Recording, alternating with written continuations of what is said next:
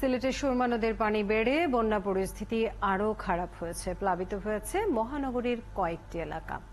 7টি উপজেলায় শতাধিক গ্রাম প্লাবিত হয়ে পানিবন্দী হয়েছেন 5,33,000 মানুষ। চালু হয়েছে 547টি আশ্রয় কেন্দ্র। সাকিব আহমদ মিঠু ও হুসাইন আহমদ সুজাদের তথ্য ছবিতে প্রতিবেদন। সিলেটের ফায়ার সার্ভিস অফিস এখন 1.5 ফুট পানির নিচে। মালামাল নিয়ে চিন্তিত ফায়ার সার্ভিসের কর্মকর্তারা। পানি গতকালকে থেকে বাড়তেছে প্রচন্ড পরিমাণে।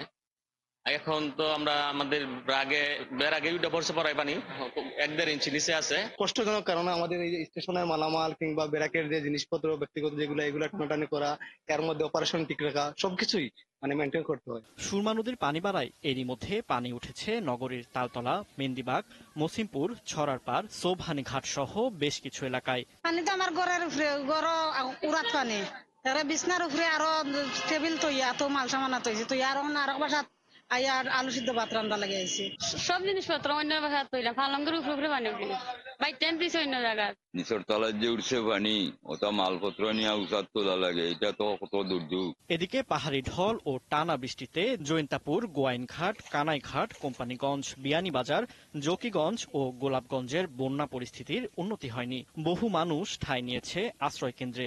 কারেন্ট নাই, ফ্যান নাই, গড় ভাঙ্গা, দুয়ার ভাঙ্গা, আর কিতা কইতাম বাবা, আর কোনটার নাই। তো মহিলা কলেজে আছে বর্তমানে, পাবলিক স্কুল এবং মহিলা কলেজ দেবে।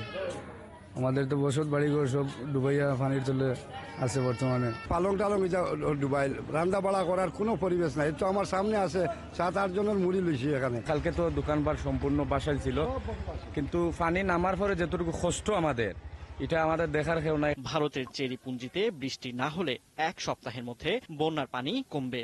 সিলেটে এখন দেখতে পাচ্ছেন আবহাওয়া খুবই ভালো। তো আমরা আশা করব যদি চেরাপুঞ্জির আবহাওয়াটা ভালো হয়ে যায়, তাহলে আগামী 1 সপ্তাহের মধ্যে পানির লেভেল অনেক নিচে নেমে যাবে এবং আমরা বন্যার কবল থেকে সিলেটবাসী হয়তো রক্ষা পাবো। এরই মধ্যে সারা জেলায় মোট 547টি আশ্রয় কেন্দ্র চালু করা হয়েছে। এছাড়া উপজেলা ও জেলা পর্যায়ে খোলা হয়েছে কন্ট্রোল রুম, গঠন করা হয়েছে মেডিকেল টিম। ফারদিন নীরব, 71।